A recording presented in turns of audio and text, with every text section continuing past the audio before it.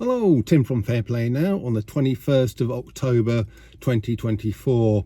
So I've got back from this day of filming down in Tisbury yesterday, and what a great event that was. A long day. It's a 2-hour drive down there, a whole day of filming, and then 2 hours back. So I was quite tired by the end of it. But yeah, there's some great speakers. I'm not sure how much of it I'm going to be able to release onto this channel. Some of these speakers tend to be very kind of cagey and don't really want their stuff spread far and wide, which I don't really understand really. I'd have thought it'd have been best to get things out there as widely as you can, but when we don't all think the same, we're not all the same, and I can understand people wanting to be a little bit cagey sometimes, so each to their own. But I'm hoping to get at least some of it out there. But a couple of things that stood out, and I'm just going to talk about them in general terms because, like I said, I'm not sure how much they want me to share. But there was one guy, and he was talking basically about this device, I suppose you could call it, which you just put into your petrol tank, and it's supposed to make your engine burn fuel a lot more efficiently, and B, it saves quite a lot of fuel. Well, when I say quite a lot, probably 2, 3, maybe 5% increase in your fuel or decrease in your fuel consumption, should I say, which sort of just makes things a lot more economical.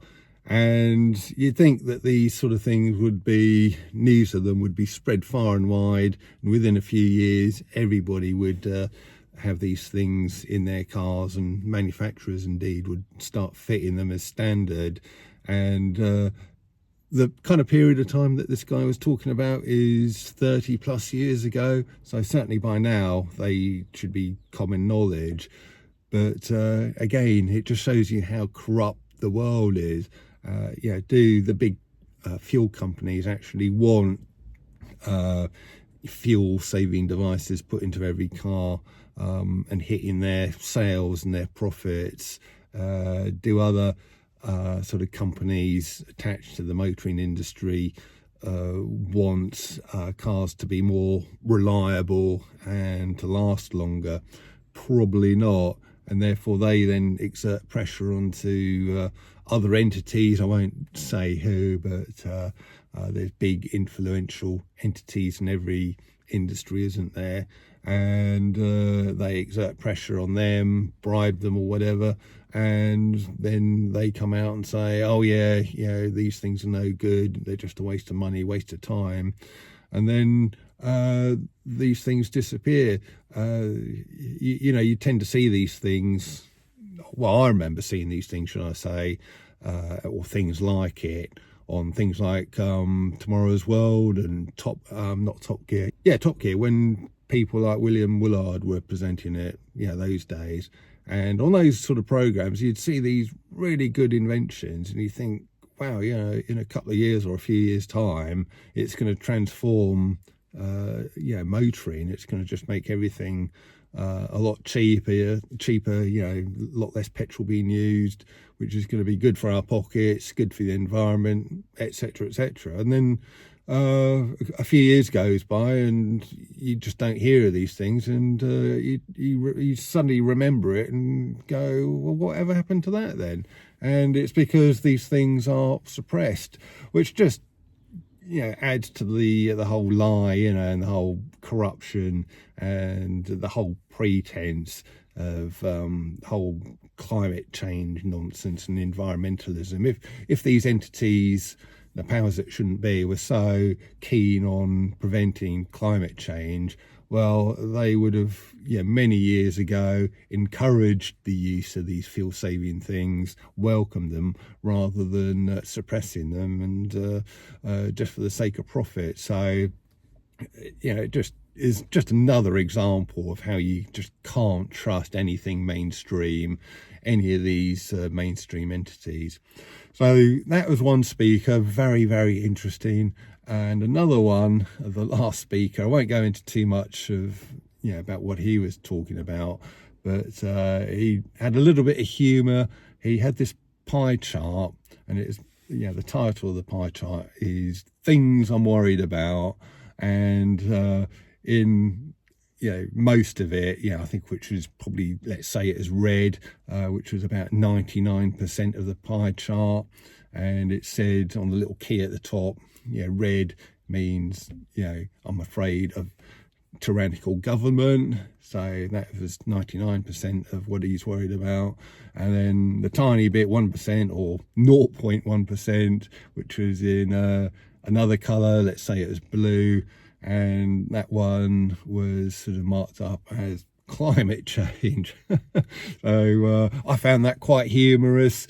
Things I'm worried about, obviously mostly about tyrannical governments, and not really worried about climate change at all. And he just said, just to illustrate where I stand on that one, which, if you're watching this video and the videos of people like me, that's probably how you feel as well. It's how I feel. The thing we shouldn't be worried about is climate change or these other things that the powers that shouldn't be tell you that you should be worried about. And instead you want to be worried about government tyranny and corruption and shenanigans of the powers that shouldn't be.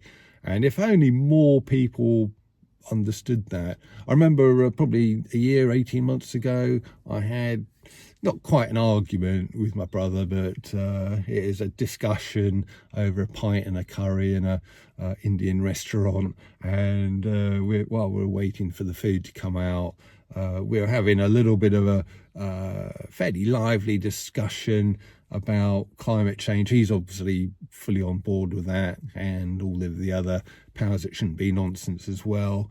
You know how I stand on it. So we were having a bit of a lively discussion, and he was going, I'm worried about the future of children and youngsters. What are their futures going to be like if climate change is allowed to run out of control? And I just said, look, you're worried, you need to be worried, but you're worrying about the wrong thing. You don't need to be worried about climate change. That's just a mechanism that the powers that shouldn't be are using to usher in government tyranny and tyranny in general. What you'd need to be worried about is, as this guy yesterday was saying, is government tyranny. So that is where the real cause for concern lies, and you just do not want to be taking any notice of anything that any of the media says, any government says, because they're all owned by the powers that shouldn't be that want to enslave us. And you need to be worried about the kind of things that me and people like me talk about instead. So that is really how I feel, as you know, and I thought this guy summed it up really well with this little pie chart. And in fact, I thought he was worrying a little bit too much about climate change at 1% on the pie chart. I'd have probably had it as 0.00001% worried about that, and the rest about the tyrannical future that these powers that shouldn't be types seem to want for us. So with that, I'm going to leave it. Unfortunately, like I say, I won't be able to share all of these talks, but hopefully at least one or two of them I will be. So be on the lookout for that in coming days, and I'll leave it for now. Tim from Fair Play Now. Thanks for watching.